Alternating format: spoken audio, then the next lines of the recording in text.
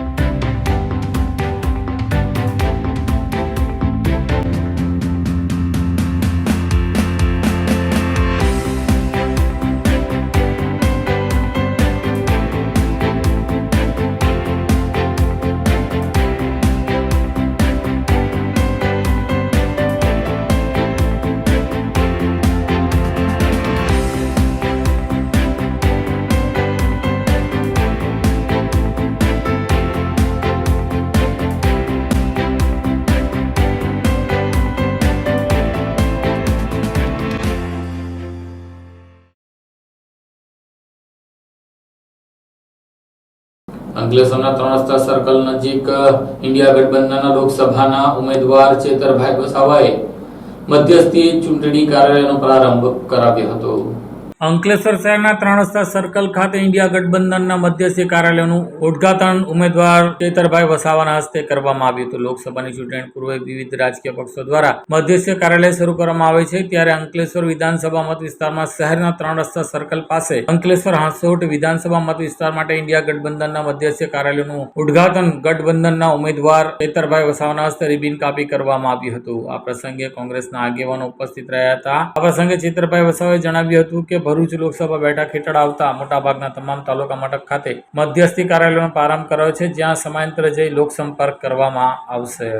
આજે અંકલેશ્વર વિધાનસભાના મતક્ષેત્રમાં અમે અમારું મધ્યસ્થ કાર્યાલયની આજે ઉદ્ઘાટન કર્યું છે અને જે રીતે અમે ડેડિયાપાડા અને સાગબારામાં અમારા કાર્યાલયો ચાલે છે, અઠવાડિયાના એક દિવસ ફૂલ ટાઈમ મેં ત્યાં લોકો સાથે રહું છું. મહિનામાં એક દિવસ અમારો લોક દરબાર ભરાય છે. એવી જ રીતના આવનાર દિવસોમાં અંકલેશ્વર મધ્યસ્થ કાર્યાલયમાં પણ અઠવાડિયામાં એક દિવસ હું બેસવાનો છું. સાથે સાથે અહીં મહિનામાં એકવાર લોક દરબાર પણ અમે કરીશું. સાથે સાથે મારા તમામ કોંગ્રેસના પદાધિકારીઓ, અગ્રણીઓ પણ આ કાર્યાલયમાં હશે. આમ આદમી પાર્ટીના અગ્રણીઓ પણ આ કાર્યાલયમાં હશે.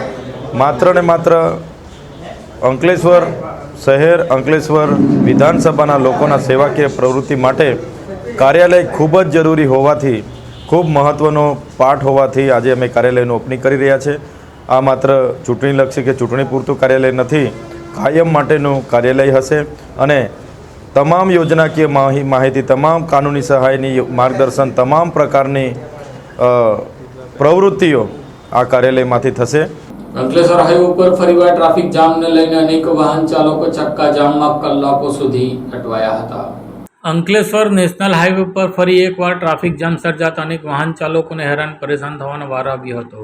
વાહનોને સતત ધમધમતા નેશનલ હાઈવે ઉપર અંકલેશ્વર નજીક ટ્રાફિક જામના દ્રશ્યો જોવા મળ્યા હતા, જેમાં વડોદરાથી સુરત તરફ જતા ટ્રેક ઉપર ટ્રાફિક જામની પરિસ્થિતિનું નિર્માણ થયું હતું. જોકે રવિવારની રજાની મજા માણવા નીકળેલા કેટલાય પરિવારના લોકોને ભારે ટ્રાફિક જામના કારણે હાલાકી વેઠવાનો વારો આવ્યો હતો. વહેલી સવારથી ટ્રાફિક જામના કારણે અનેક વાહન ચાલકોને હેરાન પરેશાન થવાનો વારો આવ્યો હતો. બીજી તરફ પોલીસ વિભાગ ઉપર દરેક પોઈન્ટ ઉપર ટ્રાફિક જવાનો અને પોલીસ કર્મીઓ ગોઠવી યોગ્ય પગલાં ભરાયા તો ટ્રાફિકની સમસ્યાનું નિરાકરણ શક્ય છે. અત્રે ઉલ્લેખનીય કે અંકલેશ્વર પાનોલી ઉદ્યોગ વસાહતમાં રો મટીરિયલ લઈને આવતા અને ઉત્પાદિત મટીરિયલ લઈને જતા ભારે વાહનો પણ ટ્રાફિકમાં કલાકો રોકાઈ રહેવાથી સમયસર મટીરિયલની અવરજવર વારંવાર તથા ટ્રાફિક જામને કારણે અટવાવતા હોય, જેને લઈને ઉદ્યોગોના ઉત્પાદનો પર પણ અસર પડી રહી છે. અંકલેશ્વરમાં વસતા ખ્રિસ્તી સમાજ દ્વારા ઈસ્ટર સન્ડેની શ્રદ્ધાભેર ઉજવણી કરવામાં આવી હતી. અંકલેશ્વરમાં ચર્ચ નોર્થ ઇન્ડિયા ખાતે ક્રિશ્ચન સમાજ દ્વારા આજરોજ ઈસ્ટર સન્ડેની ઉજવણી કરવામાં આવી હતી. અંકલેશ્વર શહેરના પીરામા રોડ પર આવેલ CNI ચર્ચ ખાતે ઈસ્ટર સન્ડેની હર્ષોલ્લાસ સાથે ખ્રિસ્તી સમુદાય દ્વારા ઉજવણી કરવામાં આવી હતી, જેમાં મોટી સંખ્યામાં ક્રિશ્ચન સમાજના ભાઈ બહેનો જોડાયા હતા. ખ્રિસ્તી સમુદાયની પરંપરા મુજબ ગુડ ફ્રાઇડેના ત્રીજા દિવસે ઈસ્ટર સન્ડેની ઉજવણી કરવાની પરંપરા છે, જેથી તે ઈસ્ટર સન્ડે કહેવામાં આવે છે. ખ્રિસ્તી સમુદાયની માન્યતા મુજબ ગુડ ફ્રાઇડે પર ક્રોસ પર ચડાવ્યા બાદ ત્રીજા દિવસે પ્રભુ ઈસુ સજીવન થયા હતા, માટે તે દિવસના ખ્રિસ્તી સમુદાયના મહત્વ વધુ ધરાવે છે, જેને ઈસુના નવા અવતાર તરીકે પણ ઉજવવામાં આવે છે. ખ્રિસ્તી ધર્મ ગ્રંથ અનુસાર ઈસુના પૂર્ણથાન પછી ઈસુ ખ્રિસ્ત પૃથ્વી પર 40 દિવસ સુધી રહ્યા. દરમિયાન તેમણે લોકો સમક્ષ પોતાના વિચારો વ્યક્ત કર્યા હતા. ઈસ્ટરના તહેવાર પર ઈંડાનું વિશેષ મહત્વ હોય છે. ખ્રિસ્તી સમાજ અનુસાર ઈંડાને નવા જીવનની શરૂઆત, આનંદ અને નવા જીવનનું પ્રતીક માનવામાં આવે છે. એટલા માટે લોકો ઈસ્ટરના અવસરે ઈંડાને તણગાથી બીજાને ભેટ પણ આપે છે. આ ઉજવણી દરમિયાન અમદાવાદ ડાયાલિસિસ ગુજરાતના સંજીવન ક્રિશ્ચન તેમજ અંકલેશ્વર ચર્ચ રેવનર રમેશ કંટારા દ્વારા પ્રભુ વચનો આપવામાં આવ્યા હતા, તેમજ દેશમાં શાંતિ અને ભાઈચારો બની રહે તેવી દુઆઓ કરવામાં આવી હતી. પ્રભુ ઈસુ ખ્રિસ્તના નામમાં સમસ્ત ભારત દેશને CNI અંકલેશ્વર મંડળી અને ખ્રિસ્તી સમુદાય વતી અમે ઈસ્ટરની પ્રેમી સલામ પાઠવીએ છીએ.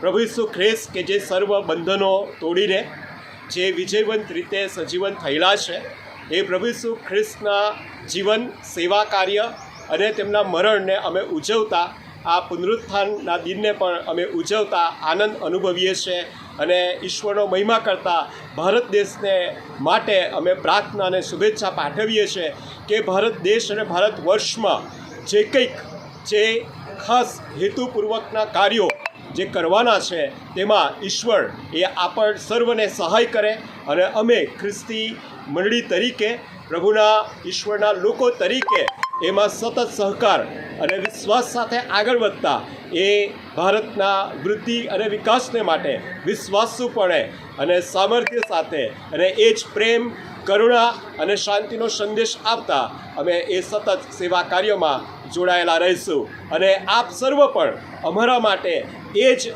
શુભેચ્છા રાખતા અને સાથે સાથે એ સહકારમાં રહેતા આવો આપણે સાથે મળીને આ દેશને આપણે ઈશ્વરના મહિમાને માટે એ વિકાસના માર્ગે લઈ જઈએ. Thank you.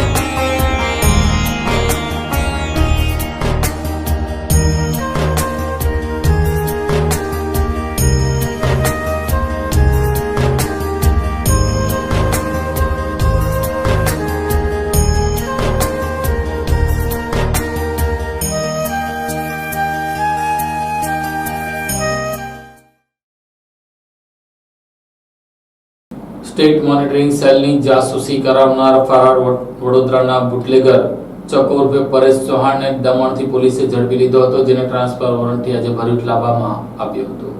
Bharuch local crime બ્રાન્ચના 2 પોલીસ કોન્સ્ટેબલ મયુર ખુમાણ અને અશોક સોલંકી દ્વારા સ્ટેટ મોનિટરિંગ સેલના પોલીસ અધિકારીઓના લોકેશન મેળવી તેમની બાતમી ભરૂચનો કુખ્યાત બુટલેગર નયન ઉર્ફે બોબડો કાયસ્થ અને ભરૂચ વડોદરાનો પરેશ ઉર્ફે ચકો સના ચૌહાણને પહોંચાડતા હતા. તેણે સ્ટેટ મોનિટરિંગ સેલના અધિકારીઓ સહિત અન્ય અધિકારીઓના 2891 વાર લોકેશન શેર કર્યા હતા, જેનો વાંડો ફૂટતા ભરૂચ શહેર બી ડિવિઝન પોલીસ મથકમાં તેમની સામે ફરિયાદ નોંધાઈ હતી, જેમાં પોલીસ બંને કોન્સ્ટેબલ તેમજ બાદમાં નયન બોબડાની ધરપકડ કરી હતી. જો કે પરેશ ઉર્ફે ચકો 1 વર્ષથી વોન્ટેડ હતો. આ દરમિયાન સ્ટેટ મોનિટરિંગ સેલની ટીમે બાતમીના આધારે પરેશ ઉર્ફે ચકો દમણના મયુર બિયર બારમાંથી ઝડપી પાડ્યો હતો. એટલે કે પરેશ ઉર્ફે ચકો વિરુદ્ધ રાજ્યભરમાં 27થી વધુ ગુના નોંધાય છે, જે પૈકીના 6 ગુનાઓમાં તે 2 વર્ષથી પોલીસને ચકમો આપી ફરાર થઈ ગયો હતો. ત્યારે પોલીસે ટ્રાન્સફર વોરંટી મેળવી તેનો કબજો મેળવી કોર્ટમાં રિમાન્ડ અર્થે રજૂ કરવામાં આવ્યો હતો.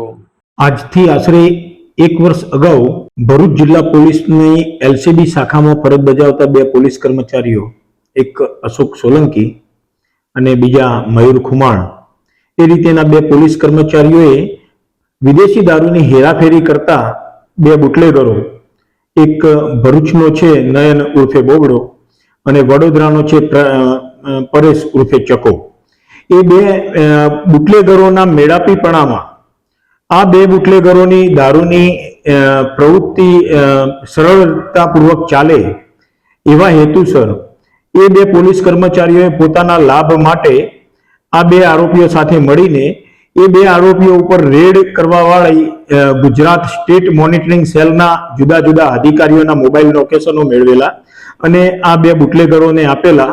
એ અનુસંધાનમાં ભરૂચ શહેર બી ડિવિઝન પોલીસ સ્ટેશનમાં આ 2 પોલીસ કર્મચારી અને આ 2 પ્રોહિબિશનના વિદેશી દારૂના બુટલેગર્સના વિરુદ્ધમાં એ રીતેના 4 આરોપીઓના વિરુદ્ધમાં ગુનો દાખલ થયેલો.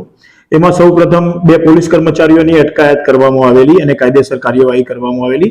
ત્યારબાદ આ ત્રીજો આરોપી નયન ઉર્ફે બોબડો પોતાની ધરપકડ ટાળવા નાસ્તો ફરતો હતો. 2 મહિના અગાઉ એની પણ ધરપકડ કરીને એને નામદાર કોર્ટમાં મોકલી આપતા હાલ જ્યુડિશિયલ કસ્ટડીમાં છે. જ્યારે પરેશ ઉર્ફે ચકો જે વડોદરાનો છે એ પોતાની ધરપકડ ટાળવા સારું હમણાં સુધી નાસ્તો ફરતો હતો.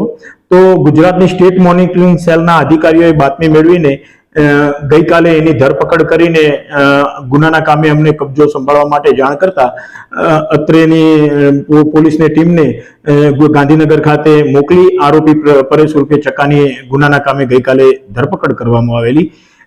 જુદા જુદા મુદ્દાઓ બાબતે ઊંડાણપૂર્વક તપાસ કરવાની હોય આજે આ આરોપીને નામદાર કોર્ટમાં રજૂ કરીને એના રિમાન્ડ માટેની અરજી તૈયાર કરી નામદાર કોર્ટમાં રજૂઆત કરીને એના રિમાન્ડની માગણી કરતા નામદાર કોર્ટ દ્વારા આરોપીના દિન 9ના એટલે કે 9 એપ્રિલ સુધીના રિમાન્ડ મંજૂર કર્યા છે અને આરોપીને રિમાન્ડ હેઠળ પોલીસ કસ્ટડીમાં લઈને દરેક મુદ્દાઓ અનુસંધાનમાં તપાસ હાથ ધરવામાં આવેલી છે. અંકલેશ્વર એનિમલ લવર્સ ગ્રુપ દ્વારા પક્ષીઓનું ઉનાળામાં પીવાનું પાણી મળી રહે તે માટે વિનામૂલ્યે કુંડાનું વિતરણ કર્યું હતું. હાલ તો આકરો ઉનાળાની શરૂઆત થઈ ગઈ છે અને આ ઉનાળામાં સૌથી વધુ જો કોઈની જરૂરિયાત હોય તે પાણી છે. માનવી હોય, પશુ હોય કે પંખી, દરેક માટે પાણી જરૂરી છે. ત્યારે પાણી વિના માણસ તડફડ્યા છે તેવી જ રીતે પશુ પંખીઓ પણ તડફડતા હોય છે. ત્યારે અંકલેશ્વરના એનિમલ લવર્સ ગ્રુપ દ્વારા વિનામૂલ્યે પાણીના કુંડાનું વિતરણ આજે કરવામાં આવ્યું હતું. પશુ પક્ષીઓને પાણી મળી રહે તેવા હેતુથી એનિમલ્સ લવર્સ દ્વારા વિનામૂલ્યે પાણીના કુંડાનું વિતરણ કરવામાં આવ્યું હતું. જ્યાંથી લઈને ઉનાળાની આ કપડી ગરમીમાં પક્ષીઓને પણ પાણી મળી રહે અને સમગ્ર લોકો ઘરની બહાર પાણીના કુંડા મૂકે તેવી આ ગ્રુપ દ્વારા પણ અપીલ કરવામાં આવી હતી. મારું નામ કૌશિક પટેલ છે, એનિમલ લવર્સ અંકલેશ્વર. અમે લોકો ઘણા વર્ષોથી પક્ષીઓને કુંડા વિતરણ કરીએ છીએ અને આપણા અંકલેશ્વરમાં ઉનાળાની ગરમી જે શરૂ થાય છે ને તેમાં ઘણા પક્ષી એવા છે કે જે ઘરના આંગણે આવે છે પણ એ લોકો પાણીથી વિલખતો હોય છે. અમારા લોકોના ગ્રુપની એક ઝુંબેશ છે કે ઉનાળા ટાઈમમાં દરેક પક્ષીઓને ઘરના આંગણે પાણી મળી રહે અને એ પક્ષીઓ પાણીથી વિલખતા ન રહે તે માટે અમે લોકો આ પક્ષીઓ કુંડા વિતરણ કરીએ છીએ. અને અમે અંકલેશ્વરની જાહેર જનતાને અમારી એક નાની વિનંતી છે કે જેટલા પક્ષીઓના કુંડા તમે લઈ જાઓ એનો તમે સદુપયોગ કરો અને પોતાના ઘરે પક્ષીઓ માટે પાણી ભરો. અમે લોકો લાવેલા 5000 કુંડા પર આપણા અંકલેશ્વરમાં 500 કુંડાનું વિતરણ છે, ભરૂચમાં 500 કુંડાનું વિતરણ અને ઘણી બધી જગ્યાએ અમે લોકો કુંડા વિતરણ પહોંચાડ્યું છે. દરેક જ ઘરના બહાર નાના કુંડામાં સહેજ પાણી મૂકવામાં આવે તો કેટલાય પંખીઓ પોતાની તરસ छिपाવી શકે છે. ઉનાળા દરમિયાન ચકલી, કાબર સહિત કેટલાય પંખીઓ તમારા ઘરના માળિયા પર આવીને બેસતા હશે કે ઉપર, તો તેઓને પાણી મળી રહે તે માટે કુંડામાં પાણી ભરી રાખવું આ પક્ષીઓ માટે જરૂરી છે, જેથી પક્ષીઓ પાણી પીને પોતાની તરસ छिपाવી શકે તેવી અપીલ એનિમલ્સ લવર્સ ગ્રુપ દ્વારા કરવામાં આવી હતી. અંકલેશ્વર જીઆઈડીસીમાં હાર્ડવેરની ગોડાઉનમાં ચોરી કરનાર ચોરને પોલીસે ઝડપી લીધો હતો. અંકલેશ્વર જીઆઈડીસી પોલીસ મથકમાં ચોરીના ગુનામાં સંડોવાયેલા ઈસમ ભરૂચની એલસીબી પોલીસે શંકાસ્પદ હાલતમાં ઝડપી લીધો હતો. અંકલેશ્વર જીઆઈડીસીમાં આવેલી નિયમ ચોકડી સ્થિત સ્વયં રેસિડેન્સીમાં રહેતો અજય છગન પટેલની અંકલેશ્વર જીઆઈડીસીની એશિયન પેઇન્ટ્સ કંપની પાસે પ્રમાણ એન્ટરપ્રાઇઝ હાર્ડવેરની દુકાન આવેલી છે. તે દુકાનના ગોડાઉનમાં તારીખ 25મી માર્ચના રોજ તસ્કરોએ નિશાન બનાવી હતી. તસ્કરોએ ગોડાઉનમાંથી સિમેન્ટના પતરા તોડી અંદર પ્રવેશ કર્યો હતો અને અંદર રહેલા એસએસના બોલ વાલ અને પીવીસી બ્રેડ પાઇપ રોલ સહિત એસએસનો સામાન મળી કુલ 1,49,000નો મુદ્દામાલની ચોરી કરી ફરાર થઈ ગયા હતા. આ અંગે જીઆઈડીસી પોલીસ મથકમાં ગુનો નોંધાયો હતો. તે દરમિયાન એલસીબી પોલીસે જીતાલી ગામેથી ચોરીની ઘટનામાં સંડોવાયેલો રવિ સુરેશ મેકવાનની શંકાસ્પદ હાલતમાં ધરપકડ કરી હતી. આ સાથે આમ ટીવી ભરૂચના સમાચાર પૂર્ણ થાય છે. આવતીકાલે ફરી મળીશું. ત્યાં સુધી રજા આપશો. નમસ્કાર.